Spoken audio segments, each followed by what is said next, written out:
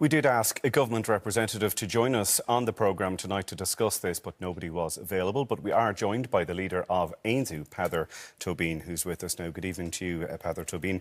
We've seen there the hurt, the physical hurt and the emotional hurt which these conditions are having on children and their families.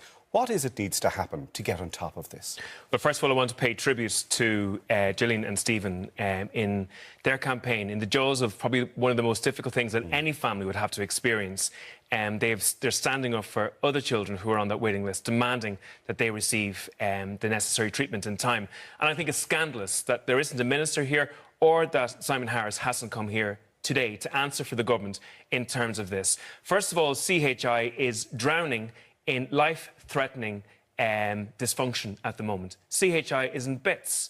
We've had 9 separate reports into CHI over the last number of years, from the 2013 report to the Ombudsman report, to the Ivory report, the follow-up report, the Orphan report, which showed where children were not being treated in Crumlin. They were removed in 2008 to Temple Street, and it took till 2016 before a necessary consultant was put in place in relation to that situation. Children are coming off that list because they're becoming inoperable and because they're being timed out of that list. In other words, they're getting to 18, and when they get to 18, there is nothing for them. But what I'm asking is, what is it can be done? Well, first of all, CHI needs to be wound down and folded back into the HSE. There needs to be clear, direct responsibility for what happens in relation to CHI. There needs to be proper management, and at the core of management is accountability.